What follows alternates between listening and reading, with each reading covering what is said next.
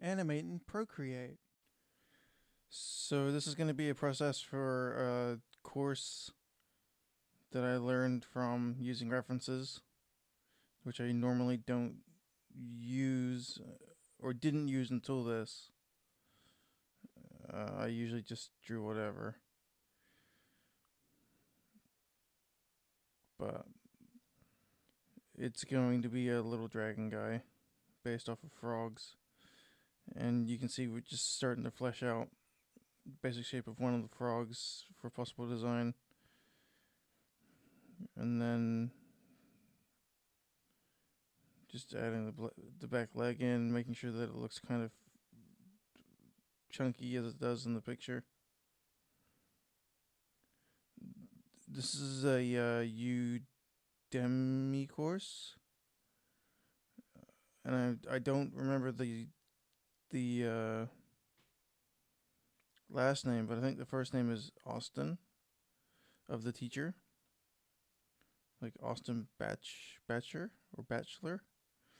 and the work is stunning. The teaching style is stunning. It's to the point, gets done quickly.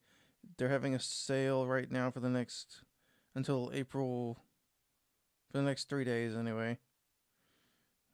So you may as well try and pick up their course for $11 instead of $200, and learn a bunch of art skills super quick. It's yeah. Here's another design. One as he was talking, he's like, "Well, I'm not too happy about this one, so let's make another one." And he actually ended up making it between the lessons, so I had to like catch up and make it on the fly, which you'll see coming up.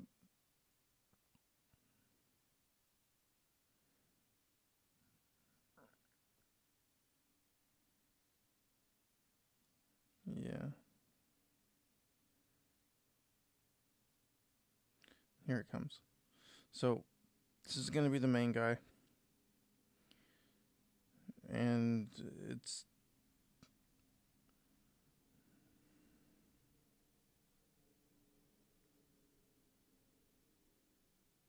yeah.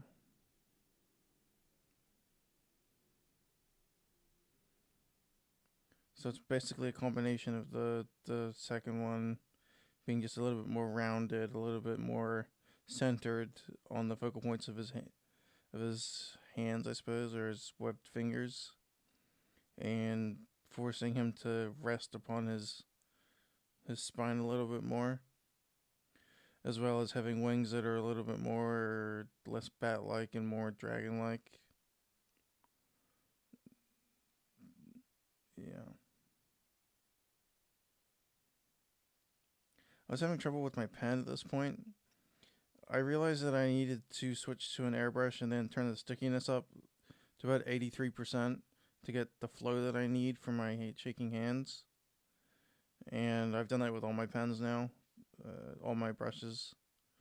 It's just easier for me. You get better line control, you get more responsive nature, and if you're scribbling a little bit, it doesn't go crazy. It slows it down a little bit, which is nice. Doesn't overcompensate.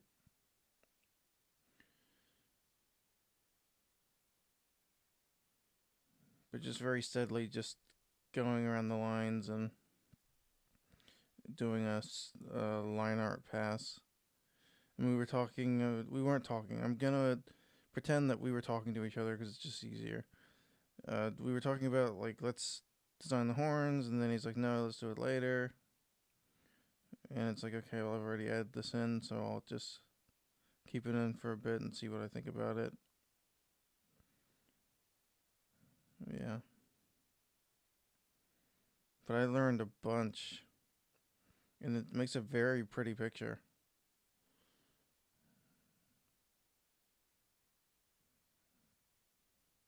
Doing some detail work. And then I did a thicker line. I don't know why I did a thicker line. I think I was having trouble seeing stuff clearly. I wear glasses, and I don't. I think that day I just couldn't find them, so I was like, oh, okay, I need to make this a little bit thicker. And then we started adding in detail a little bit and cleaning up the horns. Yeah.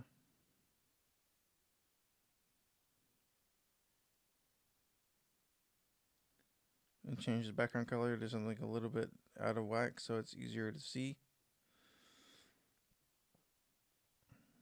Because we're going to paint him mainly red, and it just helped with the contrast a little bit, I think.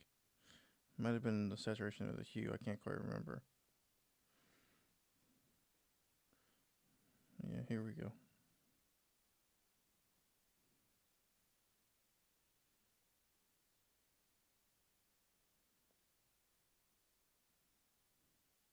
I think next time if I get a file this large, I'm just going to speed it up a little bit. It's a little slow.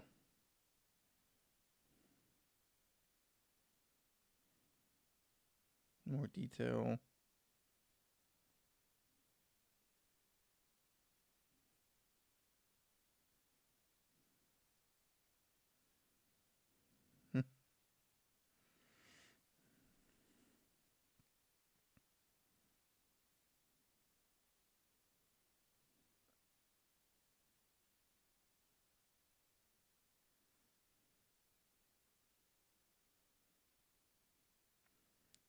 Adding in some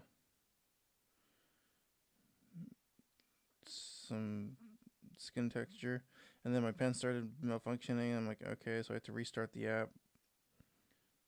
It starts doing skittering lines like that and stuff, and it's like, okay, that's really frustrating. And I couldn't figure out what was going on, so I just restarted the app, and then added in more and more detail as I went. Changed the wings a bit to fit the character a bit more because of his size. And then I started drawing in the background on a separate layer in a different color so that it's easier to see. And then started painting it in.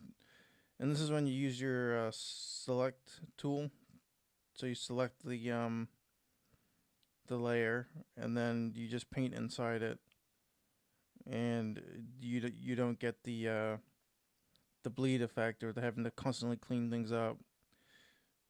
It just fits inside the outside shape. It's very handy. It's nice. It's like a lasso tool in Photoshop, but I like it. Yeah, giving more definition to the background.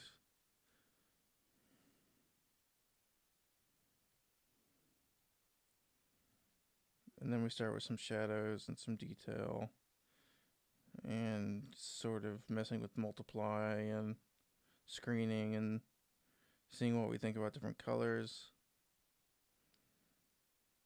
Knowing that he's going to be in a forest, so he's going to have some green on him.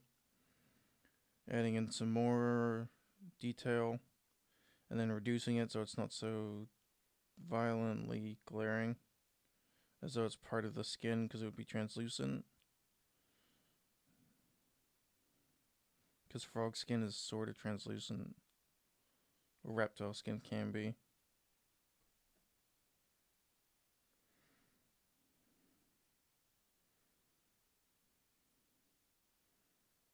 Yeah, and then it's just basically like adding in small things and cleaning up and going from area to area and making sure they look better than they did before.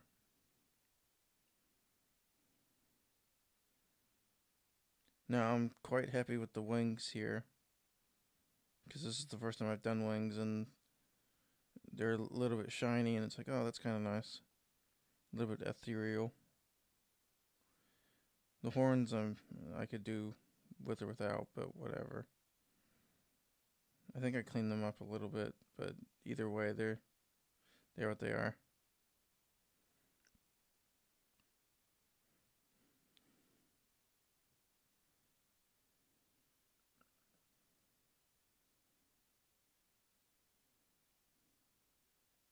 Yeah, I end up cleaning it up a little bit. It's too bright for me. And then I go through and say, is the line art too bright? And then I darken things up. And I believe we start going into shadows. Yeah. So that's going to be your form shadows from the form itself. And then I think we work straight out from that and do drop shadows on the ground. I believe so. But you just sort of use a multiply layer, paint it in, turn down the opacity, uh, add a little bit of mixing color, smudge it if you have to. I love the smudge tool. It's amazing. I've used it as a photorealistic painter for ages. And then another layer of darkness down there just as, and under the chin to accentuate it. And with the wing and where the shadow would fall on the body, as the teacher had said, is something to think about. Under the eye, yeah.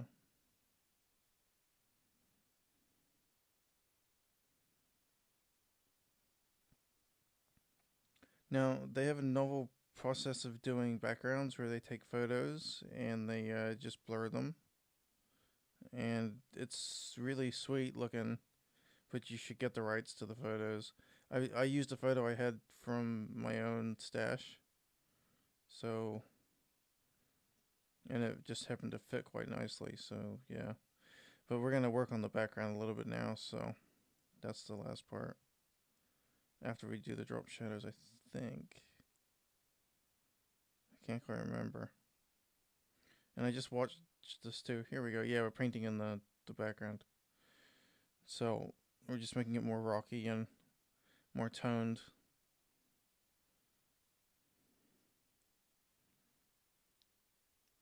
Yeah, and adding in some, there's drop shadow. Yeah, and extending it out and over and adding some highlights and some midtones, giving it some depth. And then I believe he's like, let's add in some green because it's in the forest. Like, that makes sense. So this would be particulates or moss falling in. And then since it's stone, it turns gray and is craggy, and it's starting to look like it should, which is nice. Yeah. I've said yeah about 6 times already, so I'm going to try and stop saying that. Know what I'm saying? And we work on the eye. I love making things look glassy. Transparency is something that I enjoy painting, and have, since I was a photorealistic airbrusher for myself, but yeah, here's the background: Gaussian blur, darkening it, changing the screening on the beasty. And then I believe we do. It starts with an O overpass. I can't remember. But you paint in warm and cool colors where they're needed, and then turn the opacity down with a certain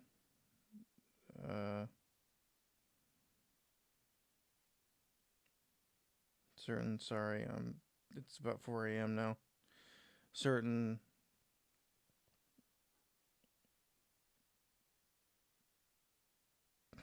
certain setting. Jeez, very tired. This will be the last upload for the day. I think I have to get some sleep. Anyway, so that's about done, I think. And then I should come in very quickly and start playing around with it. Showing smoke effects and particle effects. How you can make it look like it's raining leaves or raining particles. Or moss, or sun bloom, that way. And there's the particles, and you just do them in layers. Gaussian blur, do another layer. Gaussian blur bigger, with a slightly different color, offset slightly, You can even do big ones that may not. And there's the blue and the yellow. It makes them look nice and warm.